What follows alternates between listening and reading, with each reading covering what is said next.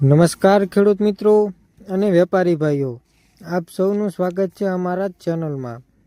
આજના વિડીયોમાં આપણે વાત કરવા જઈ રહ્યા છીએ ગુજરાતની અલગ અલગ યાર્ડ માર્કેટમાં આજના ડુંગળીના ભાવ વિશે. તારીખ 28 જાન્યુઆરી 2026. આ વિડીયોમાં તમને મળશે યાર્ડ મુજબ ડુંગળીના ભાવ, કયા માર્કેટમાં ભાવ વધારે છે, ખેડૂતો માટે ઉપયોગી સલાહ, વેપારીઓ માટે બજાર વિશ્લેષણ. વિડીયો અંત સુધી જરૂર જોજો. સૌપ્રથમ છે આજના ડુંગળીના ભાવ. ગુજરાતની મુખ્ય મંડી યાર્ડ માર્કેટોના ભાવ. સૌપ્રથમ છે અંકલેશ્વર. અહીં આજે ડુંગળીનો ભાવ ₹1,200 થી ₹2,000 પ્રતિ ક્વિન્ટલ રહ્યો. ત્યારબાદ છે દાહોદ યાર્ડ.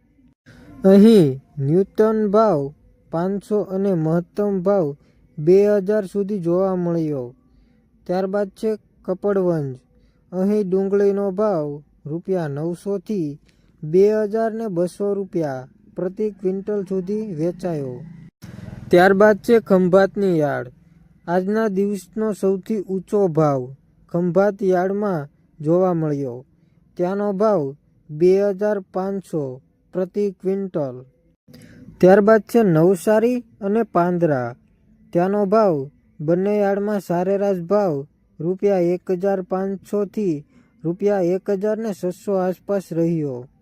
ત્યારબાદ છે સુરત. સુરતમાં ભાવમાં મોટો ફેરફાર જોવા મળ્યો, 500 થી 2,000 સુધી. ત્યારબાદ છે અમદાવાદની યાર્ડ.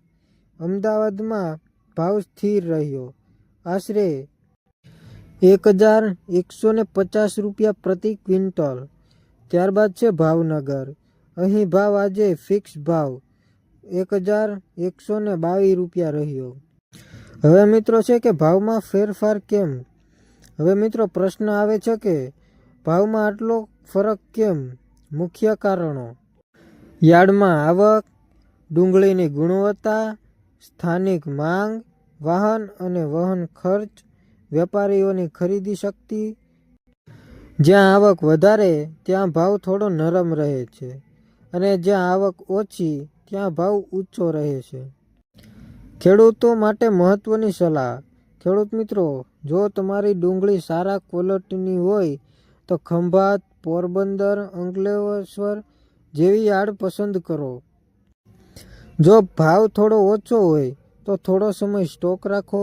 પાણી અને ઢસાણથી બચાવો. દલાલ સાથે ભાવ નક્કી કરીને વેચાણ કરો. જલ્દી વેચાણ કરવાની ઉતાવળ ન કરો. વેપારીઓ માટે સૂચના. વેપારી મિત્રો, સુરત, દાહોદ જેવી યાર્ડોમાં સસ્તી ખરીદી શકાય છે.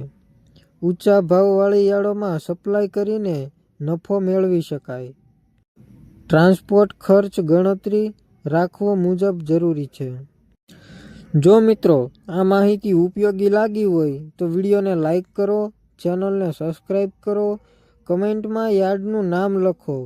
આભાર. ફરી મળીશું નવા અપડેટ સાથે. જય ગુજરાત, જય ખેડૂત.